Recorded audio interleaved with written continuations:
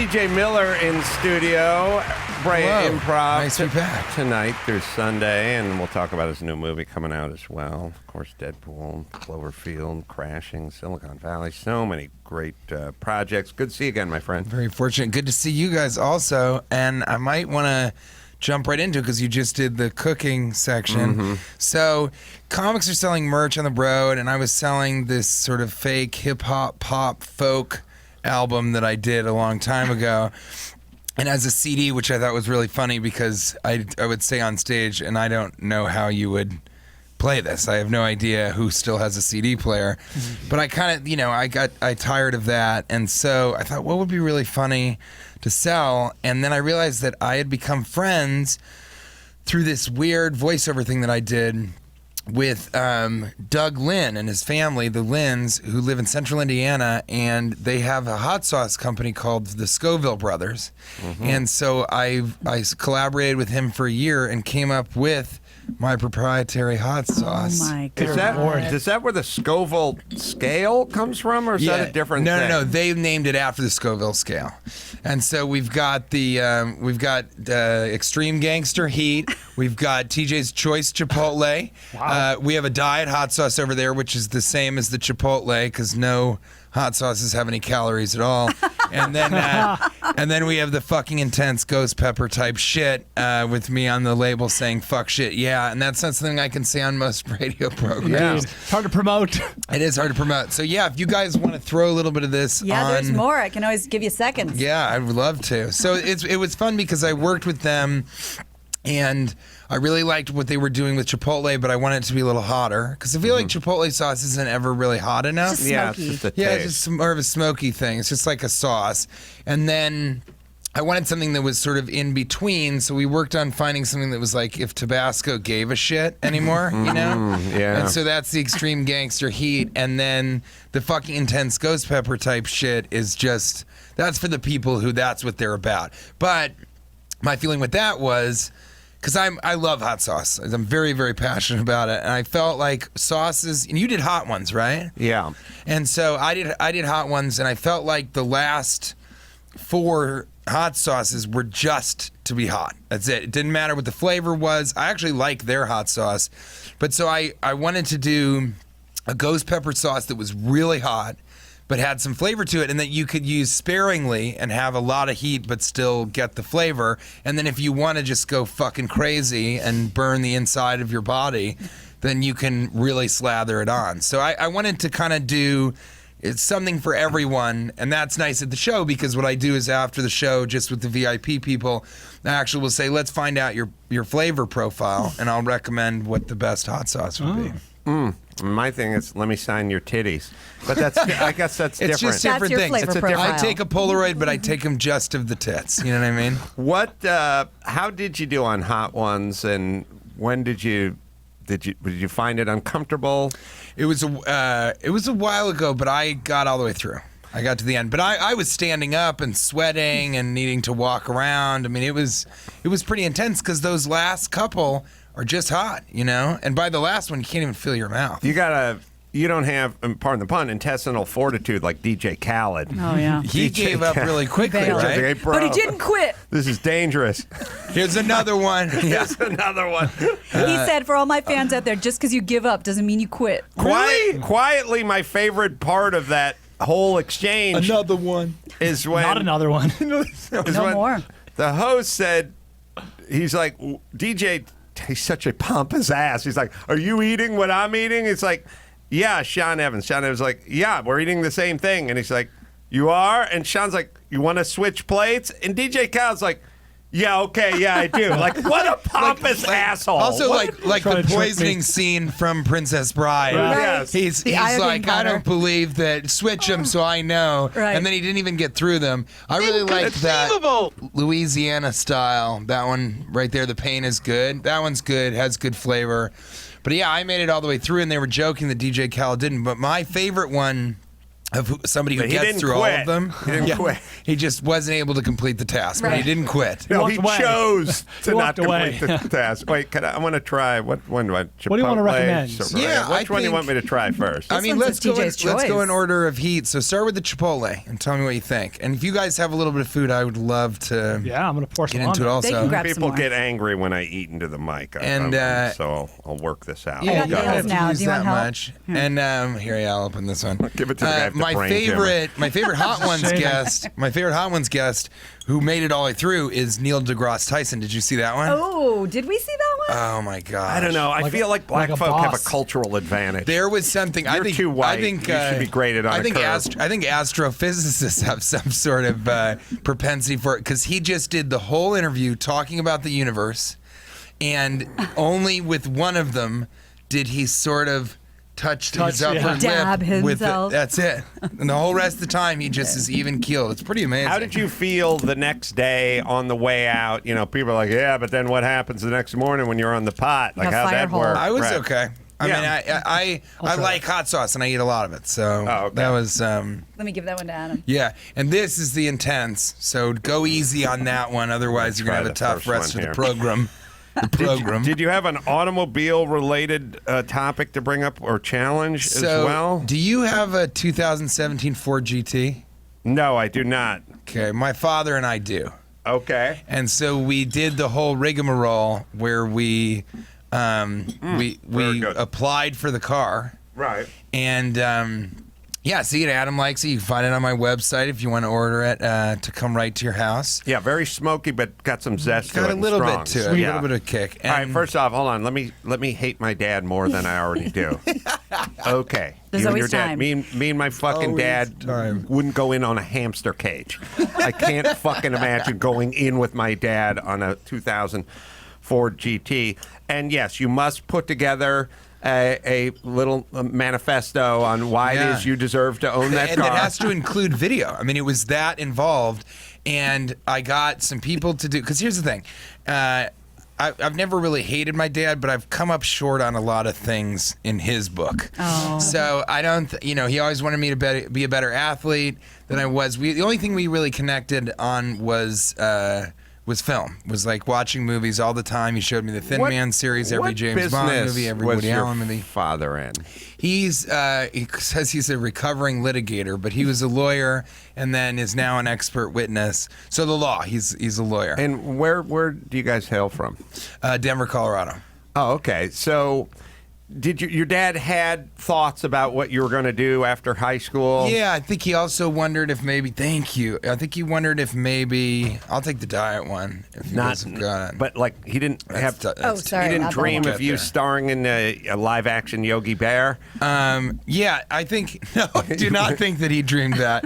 I think that he was more interested. He was okay with whatever I did, but I think that he wanted me to do something a little bit less risky than comedy. Right. But he's a really funny guy, and so we also connected on with cars. I don't know every single thing about every model and when the taillights were changed on the Ford.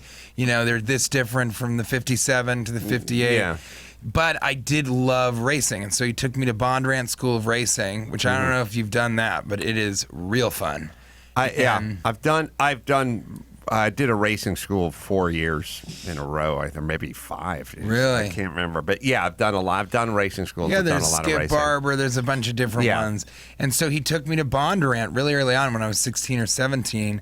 And I just loved it. And I understood in some ways it's weird. It's kind of like comedy. You just have to be so focused every moment. And if you make a mistake, there's going to be real repercussions. So we started to connect on that.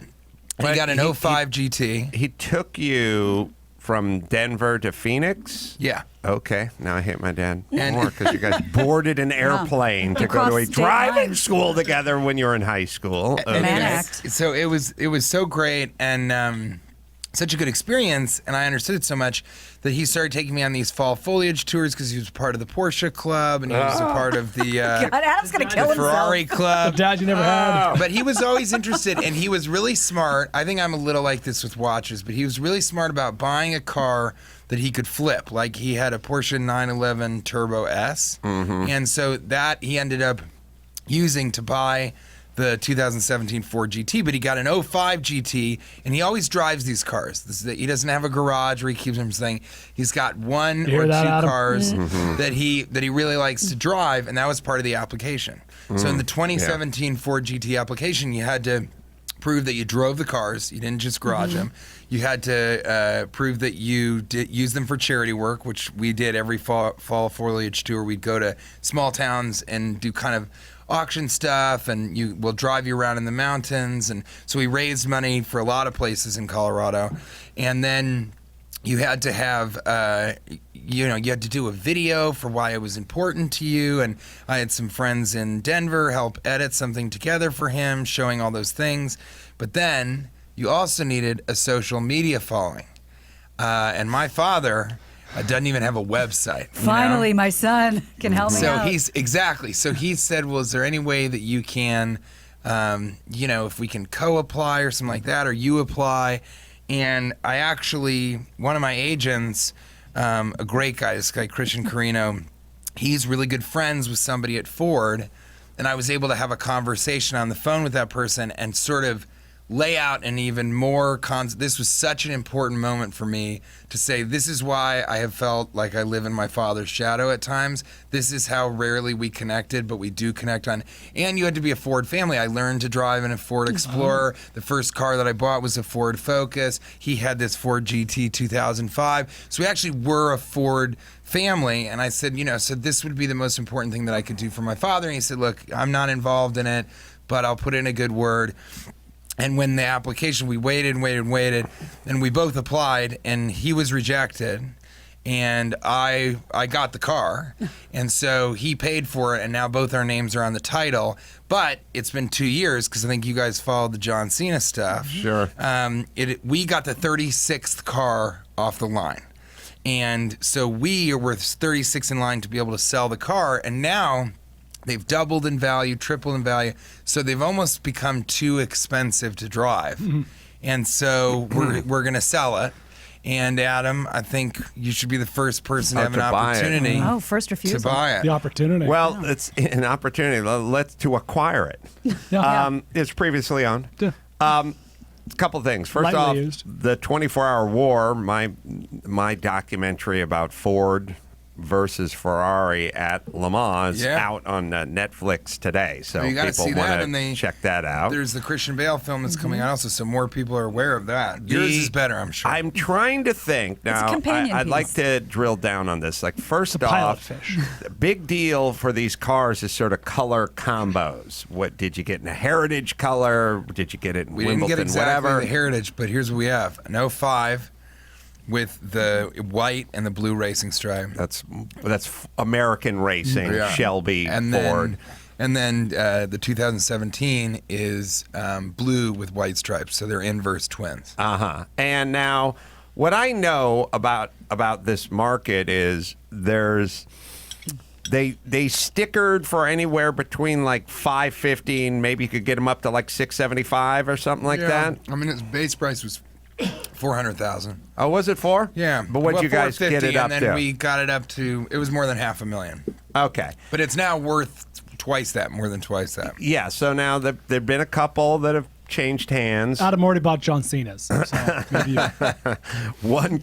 I think one went for like 1.7, but it may have been some charity involved. Well, it was a charity auction, because we've been following this, and it is so there's a charity component, but also it only had 8 miles on it. So that's the interesting thing I wanted to know in talking to you about this is, do you like to keep your cars at super low mileage? Do you like to get them out there? Ours is less than, 5,000 miles. It's not. But we drove it. We drove it on the track, and that was really incredible because the car is crazy. You can take it to a track mode. It goes down. Right. And it really moves. And you can go, Kate and I did... Well, at one point we did like 215, and the car does not feel Really? like it's. Where were you? We were on a racetrack in Denver, Colorado, at the Stapleton racetrack. Wow. That must have a long straightaway. That Yeah, is it had a hauling really ass. long straightaway, but I was carrying in a lot of speed into the. I was sort of. You can carry that much speed. I was carrying in either 60 or 70, maybe 80 miles into the straightaway. Yeah. And so then I really was able to. But it gets there that fast, and part of that is you don't ease off of it because it's not going like this at 150 miles an hour. It's just right there, Stuck. quiet. Yeah. Well, the arrow pushes it down even Exactly. more. It makes it that much more stable at that speed. All right, there's a couple of these cars coming up for sale in the next few months. One from the Miller Boys. That's that right. much. That's right, That one much. for the Miller Boys. That much I know, and I don't know. Now here's an interesting. So here's an interesting Reading my own thought. notes, so it's- Please do. The 05 version your dad bought new. Yes. Those were like 150, 155, Yeah. somewhere in that range. Those are Exactly like right. 275 to 325 now. They basically just doubled. Yeah, They sure. they spiked a little, they flattened out over the last few years, but they've essentially doubled. But then they kind of stopped.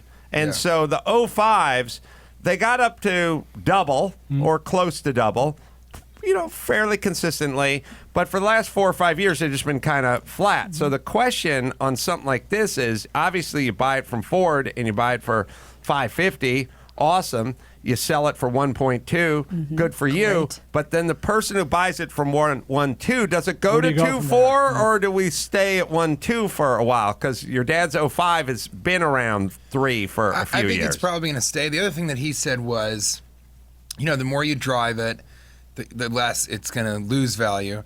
But it's not going to lose a lot. He said to me, look, in 10, 20 years, this car is going to be worth, I think, still a lot of money, but I'm not necessarily going to be around for that. But if we do this, You're talking about 'cause he- himself or you? It's I think it was sort of the Miller Boys. Yeah, the collective we. No, he said, I'm 75. We don't have to sell a car if you don't want to. But I knew that he had been so passionate about getting this car because he knew that it was going to double in value. He knew even more. And so that's kind of a nest egg for him to retire. So what I realized was when he said he wanted to sell it, I felt really bad.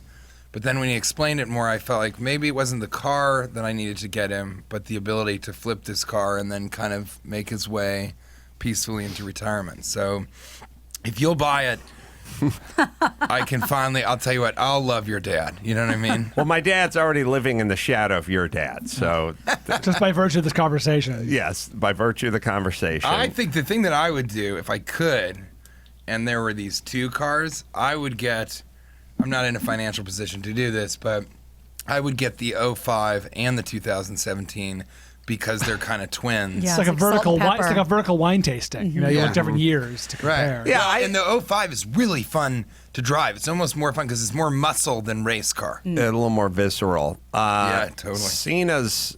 He sold his at Meekum for 1.8. So he said, so there's a couple coming up, because what you look for is comps, and that's kind of the price. And Yeah. you can take them to auction, but if you take them to auction, you got to pay the VIG. And the person that's buying it has to pay the VIG too, and they're backing that out.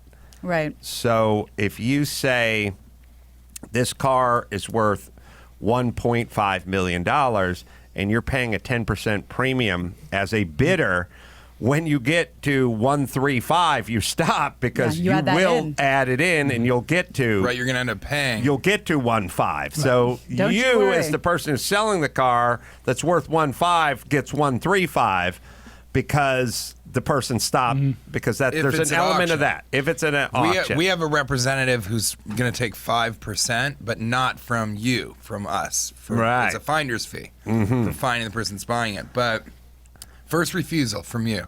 What's the way that? this What goes. is the asking price? Well, I think he's looking for what you said, which is 1.2. You would hope that it would be 1.5, but we're directly selling it. It was the 36 off the line, so the 100th car is not going to be available for another how many months, or years. Yeah, I think 1.2 is a bargain for that car. My thing is all the cars I have are race cars, and mostly specifically Newman race cars. So what I'm hearing is it's time for him to branch Time to out. diversify. I Yeah. happen to have like This is a fucking race car. You will Yeah. get in this thing, and it will give you some kind of erection. I can promise that it'll be a good one. But it's really something that I couldn't believe it. I've never driven anything like it, and I'll never drive anything like it again. 215 is insanely fast in a street-going automobile. Unfortunately, I will buy the hot sauce. Hold on. I like that. TJ, let Adam and I talk for a second. Adam, come over here. And the hot sauce is going for 1.2 also. Oh, that's good to know.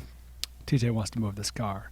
So you got the negotiating power here. TJ, you okay over there? 2 words. Deadpool 3. Deadpool 3. You need a role. Oh, I need a roll. They need a villain. Yeah. I mean, You they guys do need a villain. They need a bar back or something for Deadpool 3. A bar back would be great. Then we get to work together intimately. That would be perfect. Yeah, you do have the leverage on that one. We can get you in Steven Spielberg's next film. When Might is be as a walk-on. What's going on with Deadpool 3? Is that in the works? You know, they don't have... They are doing X-Force. So Deadpool, the character, and Cable, I think, and some of the other characters went and they're in X-Force. And there's just now so many characters in that world that there wasn't kind of really room for me to do X-Force. And so... because they're doing X-Force, they haven't decided if they want to do Deadpool 3. And to be honest, I almost would rather that they didn't. And here's why. Because The Hangover 2 was a lot of fun. The Hangover 3 felt like a cash grab. And it's sort of...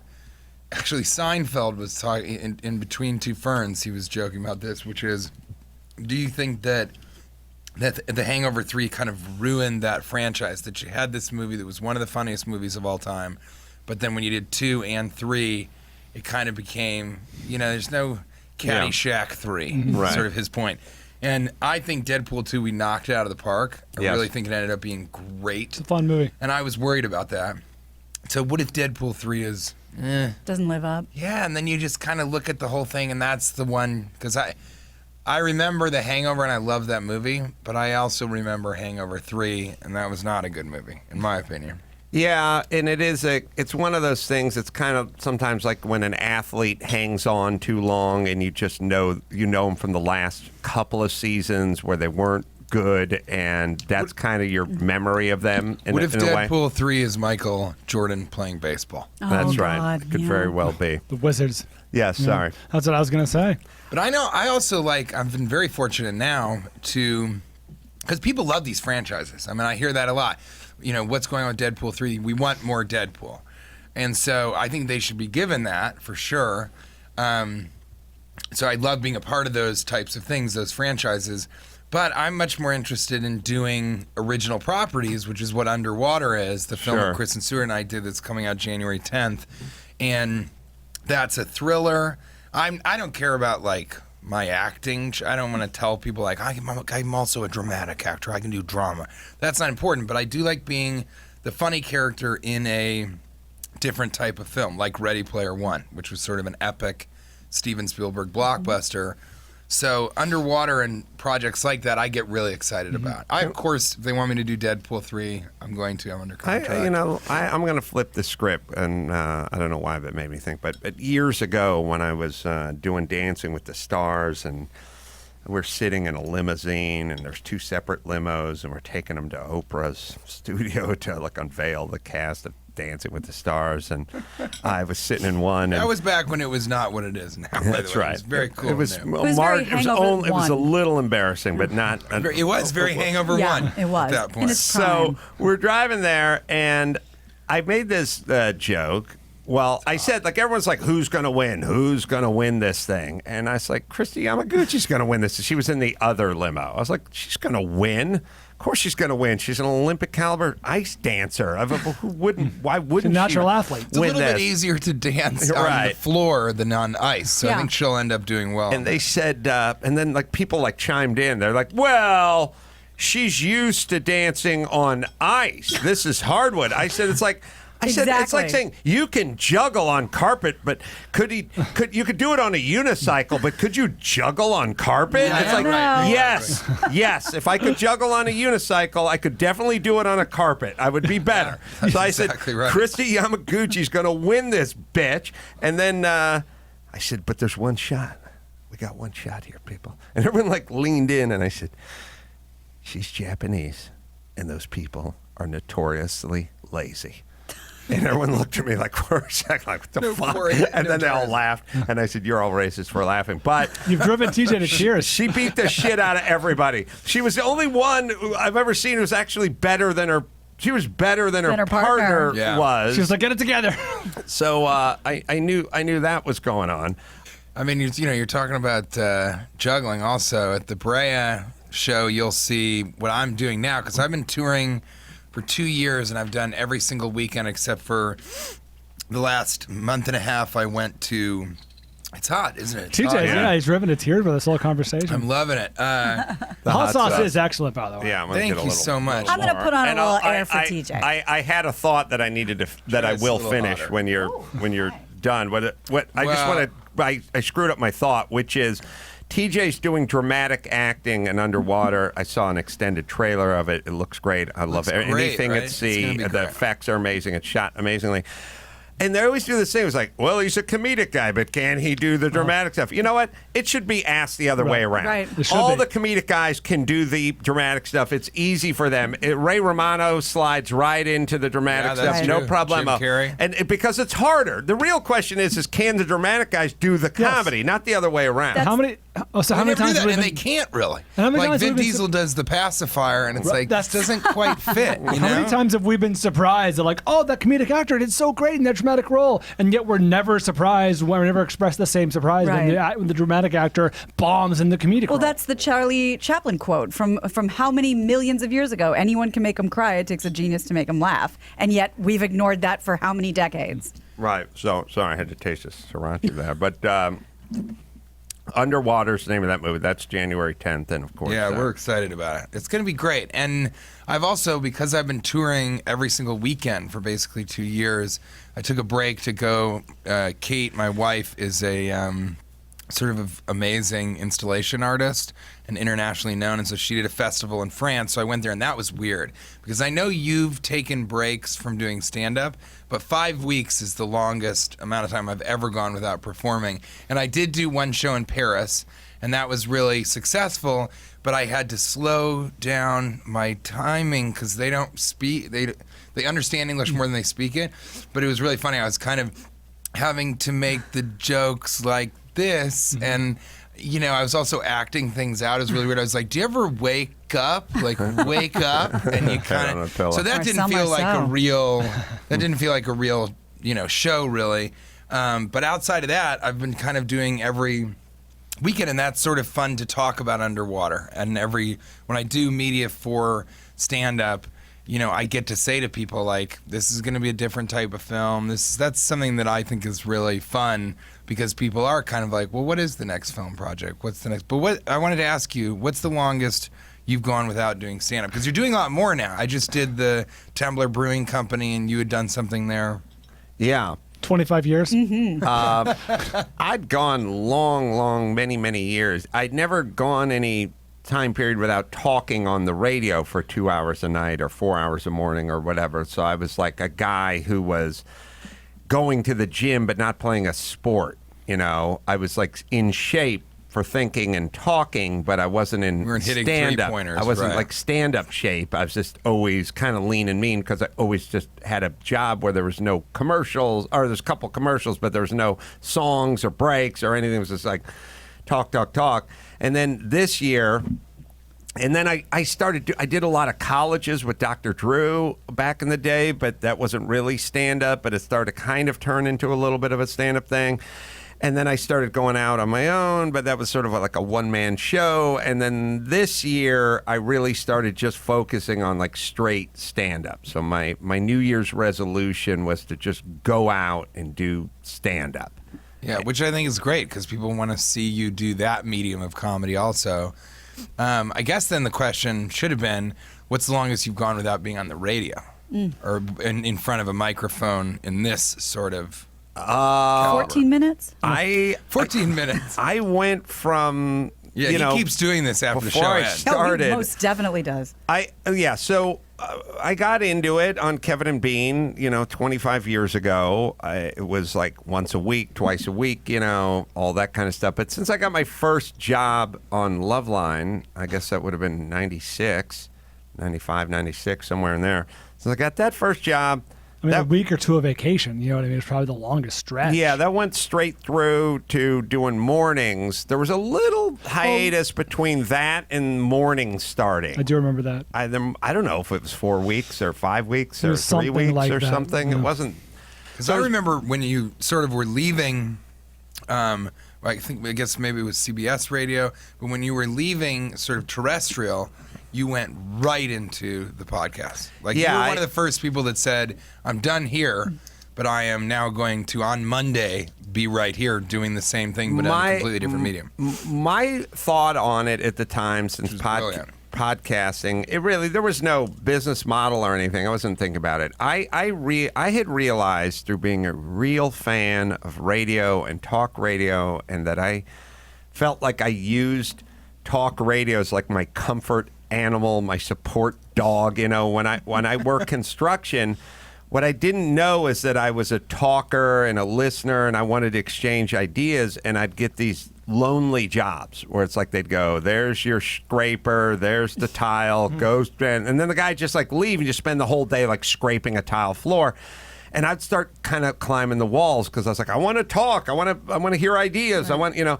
So I then start bringing a little AM radio and just listening to whoever would talk. Just to you turn the radio on when you leave your dog in a cage or something, so they think there's somebody, they keep them company. So, and I started to realize that as these people started leaving the air or retiring, or so once in a while someone would die or something, I felt a loss. I felt like, oh, I'm going to miss my friend. Where's my friend?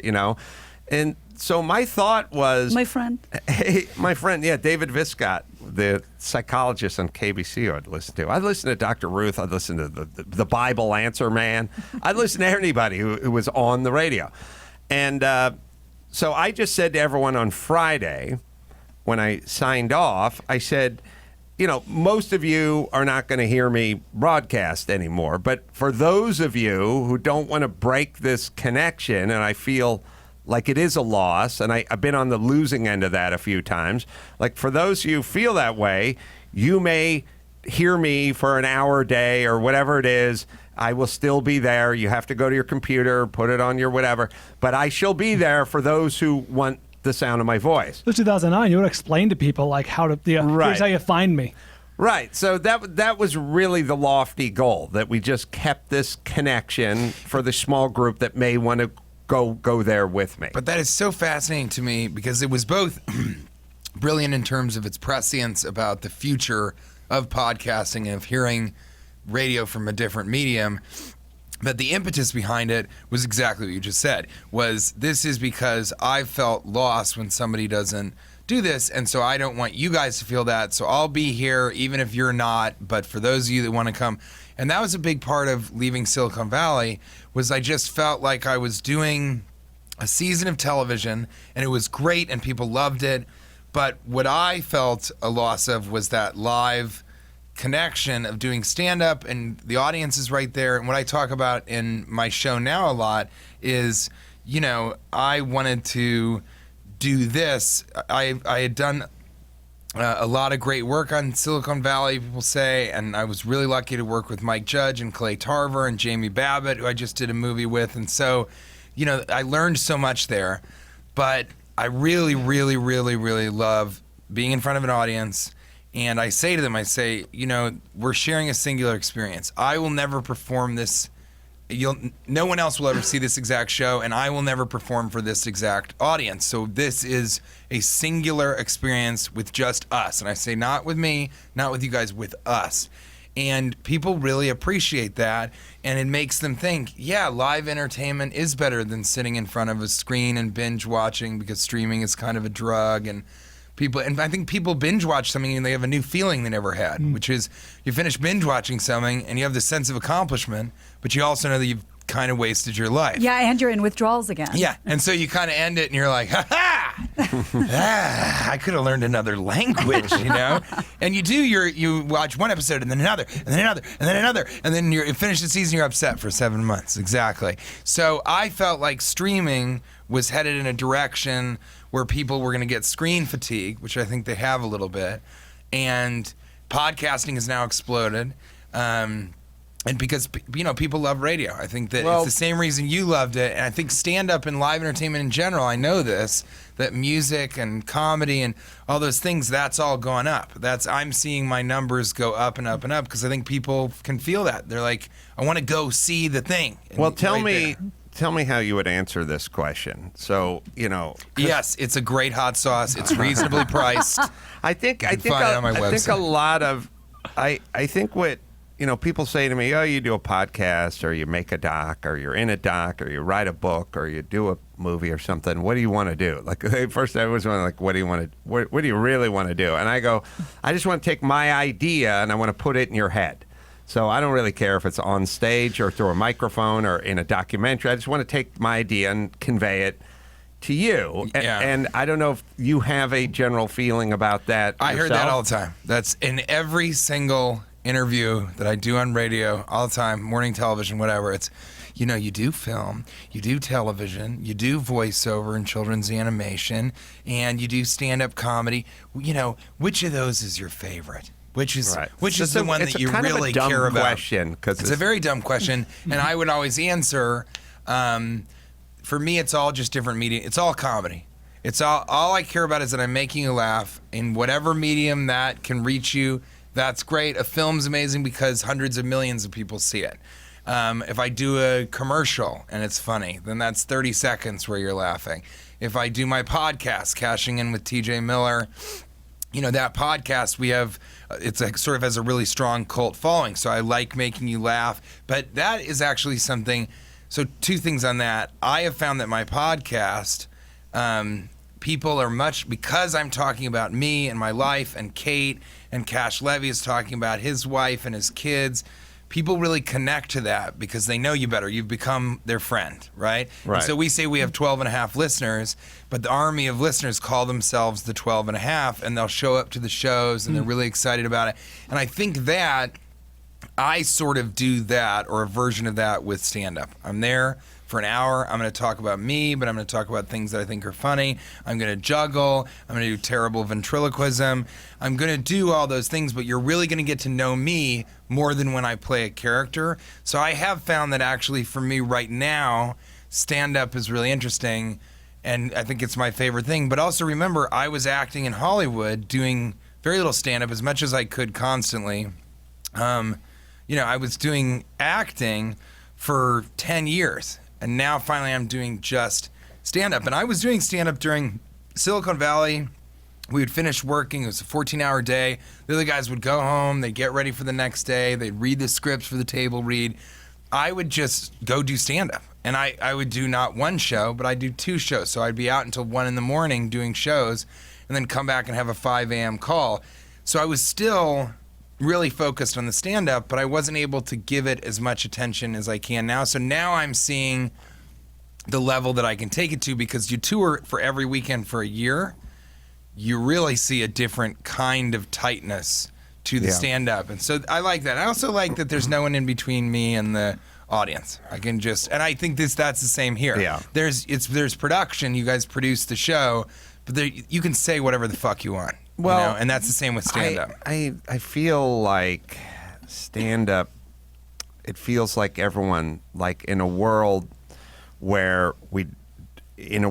of show business where you don't have a 401k or retirement plan or anything. It's not like you talk to insurance. It's crazy when you talk to firemen. I'll talk to guys that'll be 49 years old. Like, I'm thinking I'm retiring next year. How? If I retire this year, I'll only get 80% of my salary for the rest of my life. But if I wait 18 months, then I'll get full salary. And I'm like, you're a young, fit dude. Like, okay, but that's 25 years of. That's the deal you make in show business. And I think stand-up feels like a little retirement fund. It feels like you can't get Me Too'd, you can't get cut, you can't get boycotted, you can't get thrown off the network, you can't get anything as You run long your own as you business. have that stand-up base. If people like it and they're going to come out and buy tickets, then yeah, you can do it for the rest of your life. And we've seen so many people who have done that.